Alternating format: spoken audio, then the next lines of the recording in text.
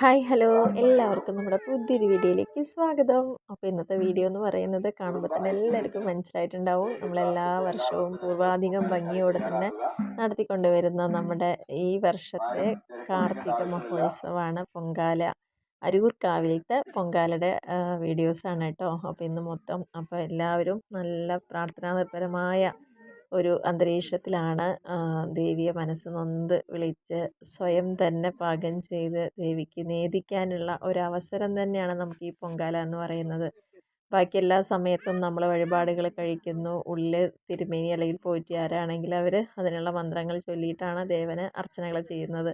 പക്ഷേ ഇവിടെ നമുക്ക് ഓരോ ഭക്തനും നേരിട്ട് തന്നെ സമർപ്പിക്കാൻ പറ്റുന്ന അത്രയ്ക്ക് വിശിഷ്ടമായിട്ടുള്ള ഒരു നിവേദ്യം തന്നെയാണ് പൊങ്കാല മഹോത്സവം എന്ന് പറയുന്നത്. അപ്പോൾ ഈ വർഷവും നമ്മുടെ അരൂർക്കാവിൽ നമ്മുടെ പൊങ്കാലയുടെ വീഡിയോസാണ്. അപ്പോൾ ഇവിടെ എല്ലാവരും നമ്മുടെ ദേവിയുടെ മുന്നിലെ പണ്ടാര അടുപ്പിൽ നിന്ന് തന്ത്രി ഒരാൾക്ക് മാത്രം കത്തിച്ചു കൊടുക്കും. അതിനുശേഷം ബാക്കിയുള്ള ആളുകൾ അതിൽ നിന്ന് അഗ്നി ഏറ്റുവാങ്ങിയിട്ട് ഓരോരുത്തരായിട്ട് നല്ല അതിന് വേണ്ടിയിട്ടുള്ള പ്രവർത്തകരൊക്കെ നമുക്ക് ഫുൾ സപ്പോർട്ടായിരുന്നു കേട്ടോ. മറ്റെല്ലാ കാര്യങ്ങളും മാറ്റി വെച്ചുകൊണ്ട് നാമജപങ്ങളോടുകൂടി നാരായണ ദേവി നാരായണ എന്നീ നാമജപത്തോടുകൂടി സർവമംഗളമംഗല്യ എന്നീ നാമജപത്തോടുകൂടി സഹസ്രനാമം അറിയുന്നവർ സഹസ്രനാമജപത്തോടുകൂടി മാത്രം ഈ പൊങ്കാലയിൽ പങ്കെടുക്കുക. സാധികെ ശരണ്യേ ത്രയംബകേ ഗൗരി നാരായണി നമോസ്തുതേ അന്യഥാ ശരണം നാസ്തി ത്വമേവ ശരണം മമ തസ്മാൽ കാരുണ്യ ഭാവേന രക്ഷ രക്ഷ മഹേശ്വരി.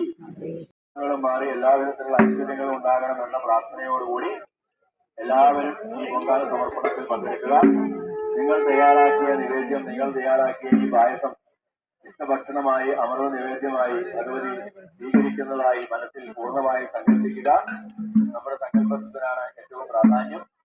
ആ നിവേദ്യം, നിങ്ങൾ തയ്യാറാക്കിയ നിവേദ്യം ഭഗവതി സ്വീകരിച്ച് പരിപൂർണമായ അനുഗ്രഹം നിങ്ങൾക്ക് ആ ഭഗവതിക്ക്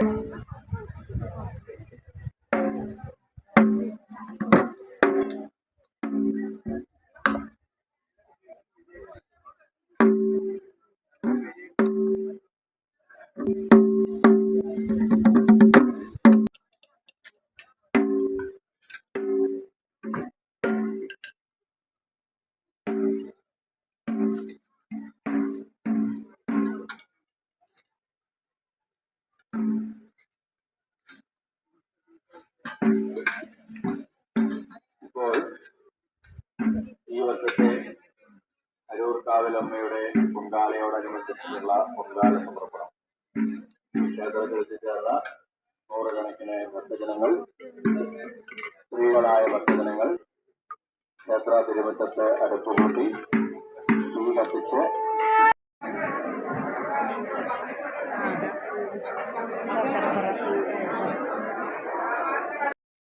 അങ്ങനെ നമ്മൾ ദേവിയുടെ പിറന്നാളായിട്ടുള്ള പിറന്നാൾ സദ്യ അല്ലെങ്കിൽ കാർത്തിക കൂട്ട് എല്ലാ വിഭവങ്ങളോടും കൂടി കഴിച്ചതിന് ശേഷം നമ്മൾ വീട്ടിലേക്ക് മടങ്ങി എന്നുള്ളതാണ്. അപ്പോൾ ഇത്രയാണ് കേട്ടോ രാവിലത്തെ പൊങ്കാല വിശേഷങ്ങൾ.